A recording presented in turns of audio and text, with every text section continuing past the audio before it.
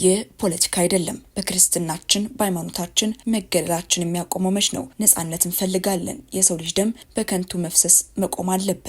ደከመን። አሳዛኙና ልብ ሰባሪው የአባቶች በእንባ የታጀበ መልእክት ከመቀለ የተሰማው ያልተጠበቀ ምላሽና መረጃ፣ ፕሬዝደንቱ እንዲገደሉ የተሰጠ ድብቅ ትዕዛዝ፣ ፕሬዝደንቱን ለማስገደል የተነደፈ ሚስጥራዊ እቅድ ወጣ። እኚህን መረጃዎች በዝርዝር ሰዓታችን በስፋት የምናስደምጣችሁ ይሆናል። ሰላም ጤና ይስጥልን። በመላው ክፍለ ዓለማት የምትገኙ የዴ ታርጌት ኒውስ ቤተሰቦቻችን በያላችሁበት የዓለም ስፍራ ሁሉ ሰላማችሁ ይብዛልን እያልን እነሆ ለቻናላችን አዲስ ከሆናችሁ ቻናላችንን ሰብስክራይብ በማድረግ ቤተሰብ እንድትሆኑን፣ በተጨማሪም የደወል ምልክቷን በመንካት ዘላቂ ቤተሰብነትን ከኛ ጋር እንድትመሰርቱ እንዲሁም በየዕለቱ የምንለቃቸውን ቪዲዮዎችን ከወደዳችሁ ላይክና ሼር እንድታደርጉልን እየጠየቅን ወደ መረጃዎቹ እናመራለን። መልካም ቆይታ። ወደ አስቀደምንላችሁ ጉዳያችን ስናመራ ከመቀሌ የተሰማው ምላሽ በርካቶችን እያነጋገረ ይገኛል። በትግራይ ላይ ሆን ተብሎ መድረክ በመፍጠር ትግራይን ለማፋጠንና እርስ በርስ ለማጥፋት በአፋር የታጠቁ ቡድኖችን ለማደራጀትና ለማስታጠቅ ተልዕኮችን በመስጠት ተደጋጋሚ ጥሰቶች ተካሂደዋል። በአፋር ነጻ መሬት በሚል ስም የታጠቁ ኃይሎች ባለፈው ዓመትና በዚህ ዓመት መጀመሪያ ላይ በኮኔባና በሀላባ አቅጣጫ ተደጋጋሚ ጥቃቶችን ሲፈጽሙ ቆይተዋል። የጊዜያዊ አስተዳደር አመራሮች የመቀለ መኮኒ መንገድን ለመዝጋት እርምጃዎችን ሲወስዱም ቆይተዋል። ሆኖም ግን የትግራይ ህዝብና ጊዜያዊ አስተዳደር የውስጥ ችግሮቻችንን በድርድር ለመፍታትና የሁለቱንም ህዝቦች ወንድማማችነትና ሰፈር በማክበር ከፍተኛ ፍላጎት ስላላቸው ሁኔታውን ከመግለጽም ተቆጥበዋል። አሁንም በትግራይ በኩል ምንም አይነት ትርምስ ወይም አለመረጋጋት አልፈልግም። የእውነታ ቢኖርም ችግር ፈጣሪው ወደ አቃቤ ህግነት ተቀይሯል። እናም ረቡዕ ጥቅምት 26 ቀን 2018 ዓ.ም ባወጣው መግለጫ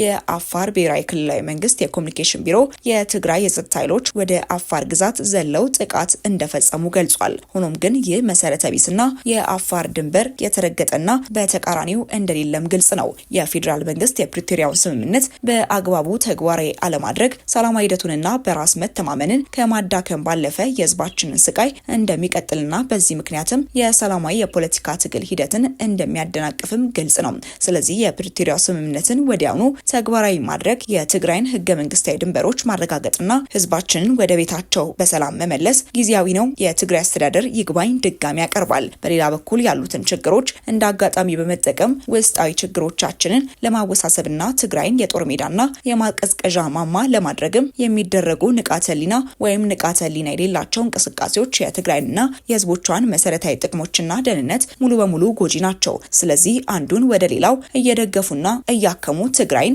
የጦር ሜዳ ለማድረግ የሚሞክሩ የትግራይ ጊዜያዊ አስተዳደር በእኛና በመካከላችን ጥርጣሬ ለማሰራጨት የተለያዩ ሰበቦችን የሚጠቁሙ ሰዎች ከድርጊታቸው እንዲቆጠቡ አጥብቆም ያሳስባል። የትግራይ ችግር በትግራይና በትግራይ ተወላጆች በዘላቂነት ሊፈታ እንደሚችል በጽኑ የሚያምነው የትግራይ ጊዜያዊ አስተዳደር በውይይትና በመግባባት ችግሮችን ለመፍታትም ያለውን ቁርጠኝነት ያረጋግጣል። ይህም በውስጥ የፖለቲካ ችግሮች ምክንያት የአመለካከት ልዩነቶች የተለመዱ መሆናቸውን ከግምት ውስጥ በማስገባት ከውጭ ትግራይን የሚጠቅም ሌላ መፍትሄ የለም። የትግራይ ጊዜያዊ አስተዳደር ዘላቂ ደህንነትና ዘላቂ ሰላም ሊያገኝ የሚችለው የፕሪቶሪያ ስምምነቱን በጥብቅ በመተግበር ብቻ እንደሆነ በጽኑ ያምናል። ስለዚህም ከፌዴራል መንግስት ጋር ያለንን ግንኙነት ለማጠናከርና የፕሪቶሪያውን ስምምነት ያለምንም መዘግየት ተግባራዊ ለማድረግ ያለውን ዝግጁነት ያረጋግጣል። በመጨረሻም በአገር ውስጥም ሆነ በውጭ ሀገር ያሉ የትግራይ ህዝብ አንጻራዊውን ሰላም ለመጠበቅና ለማጠናከርና አገራዊ አንድነታቸውን ለማጠናከር እንዲታገሉ እናሳስባለን።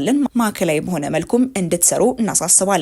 ህዝቡና የትግራይ ጊዜያዊ አስተዳደር ለዓለም አቀፉ ማህበረሰብ የህዝቡን ፍትሃዊ ጥያቄዎች በመደገፍም የህዝቡን ጭቆና በመስማትና የዘር ማጥፋት ጦርነትን በፕሪቶሪያ ስምምነት በመግታት ላደረጉት ጥረት ምስጋናቸውን ገልጸዋል። ኢትዮጵያና ክልሉን ለማረጋገጥ ያደረጋችሁትን አዎንታዊ አስተዋጽኦ እንድትቀጥሉ እናሳስባለን የሚል ምላሽም ከመቀለ ተሰምቷል።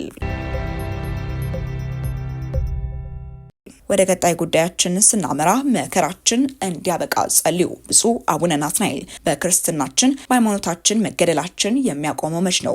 ነጻነት እንፈልጋለን። የሰው ልጆች ደም በከንቱ መፍሰስ መቆም አለበት። የፖለቲካ አይደለም። ሰላም መሻት፣ እረፍት መፈለግ፣ አንሙት ማለት ፖለቲካ ሳይሆን ሰብአዊ መብት ነው። ሰው መሆን ነው። ደከመን፣ ብዙ ጊዜ ሰማን። እናንተም በእኛ ፈረዳችሁብን፣ እናንተም ወቀሳችሁን። እውነት አላችሁ፣ ግን ለማን ነው የምንነግረው? ይህንን ማን ነው የሚሰማን? ይህንን ማን ነው የሚያቆመው? ደግሞስ ይህንን ተለማመድ ነው እኮ ስንቶቻችን ስናልቅ ነው የሚቆመው? ይብቃን፣ ህዝባችን እረፍት ይፈልጋል። ሞት ሰለቸን፣ በቃ ደም መፍሰስ ሰለቸን፣ ይበቃናል። ምድሪቷ እረፍት ያስፈልጋታል፣ ህዝቡ እረፍት ያስፈልገዋል። ስለኛ ደም ፈሰሰ እኮ፣ በእርሱ ቁስል ተፈወስን እኮ፣ ሌላ ደም አያስፈልግም፣ መከራችን እንዲያበቃ ጸልዩ ሲሉ ብፁዕ አቡነ ናትናኤል ይህንን መልእክት በአውደ ምሕረት ላይ አስተላልፈዋል።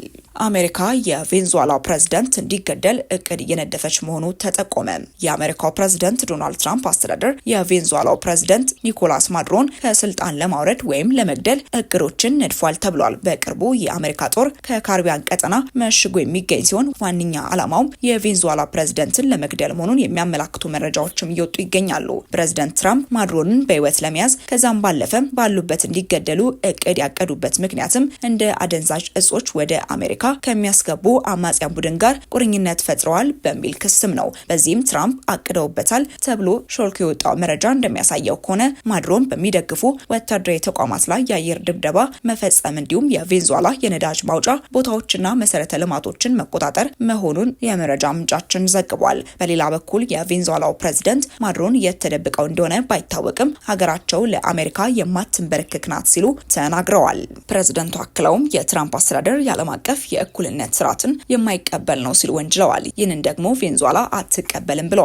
ሆኖም አጋር እንፈልጋለን ያሉት ፕሬዝዳንቱ በተለይ ሩሲያ፣ ቻይና፣ ኢራን የጦር መሳሪያ ድጋፍ እንዲያደርጉ ሲሉም ጥሪያቸውን አቅርበዋል። ባለፈው ወር ትራምፕ በቬንዙዌላ በመንግስት ይደገፋሉ በተባለው ህገወጥ የሰዎች ዝውውር ምክንያት የሲአይኤ ስራዎች እንዲሰሩ ፈቃድ የሰጡ ሲሆን ዋሽንግተን የባህር ኃይሎች ወደ ምዕራባዊ ካሪቢያን ግዛት በማዘዋወር አደንዛዥ እጽ በሚያንቀሳቀሱ መርከቦች ላይ ከፍተኛ የአየር ጥቃት እንዲፈጸም ትዕዛዝም ሰጥተዋል።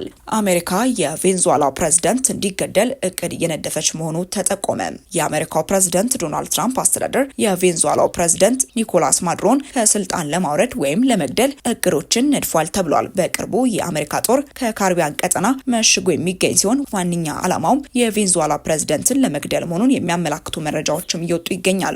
ፕሬዝዳንት ትራምፕ ማዱሮንን በህይወት ለመያዝ ከዛም ባለፈ ባሉበት እንዲገደሉ እቅድ ያቀዱበት ምክንያትም እንደ አደንዛዥ እጾች ወደ አሜሪካ ከሚያስገቡ አማጽያን ቡድን ጋር ቁርኝነት ፈጥረዋል በሚል ክስም ነው። በዚህም ትራምፕ አቅደውበታል ተብሎ ሾልኮ የወጣው መረጃ እንደሚያሳየው ከሆነ ማዱሮን በሚደግፉ ወታደራዊ ተቋማት ላይ የአየር ድብደባ መፈጸም እንዲሁም የቬንዙዌላ የነዳጅ ማውጫ ቦታዎችና መሰረተ ልማቶችን መቆጣጠር መሆኑን የመረጃ ምንጫችን ዘግቧል። በሌላ በኩል የቬንዙዌላው ፕሬዝዳንት ማዱሮን የተደብቀው እንደሆነ ባይታወቅም ሀገራቸው ለአሜሪካ የማትንበረከክ ናት ሲሉ ተናግረዋል። ፕሬዝዳንቱ አክለውም የትራምፕ አስተዳደር የዓለም አቀፍ የእኩልነት ስርዓትን የማይቀበል ነው ሲሉ ወንጅለዋል። ይህንን ደግሞ ቬንዙዌላ አትቀበልም ብለዋል። ሆኖም አጋር እንፈልጋለን ያሉት ፕሬዝዳንቱ በተለይ ሩሲያ፣ ቻይና፣ ኢራን የጦር መሳሪያ ድጋፍ እንዲያደርጉ ሲሉም ጥሪያቸውን አቅርበዋል። ባለፈው ወር ትራምፕ በቬንዙዌላ በመንግስት ይደገፋሉ በተባለው ህገወጥ የሰዎች ዝውውር ምክንያት የሲአይኤ ስራዎች እንዲሰሩ ፈቃድ የሰጡ ሲሆን ዋሽንግተን የባህር ኃይሎች ወደ ምዕራባዊ ካሪቢያን ግዛት በማዘዋወር አደንዛዥ እጽ በሚያንቀሳቀሱ መርከቦች ላይ ከፍተኛ የአየር ጥቃት እንዲፈጸም ትዕዛዝም ሰጥተዋል። ወደ ተመልካቾቻችን ለእሳቱ የነበረን መረጃ የሚመስል ነበር። አብራችሁን ስለነበራችሁ እጅግ አድርገን እናመሰግናለን። በቀጣይ እስክንገናኝ ድረስ መልካም ቆይታ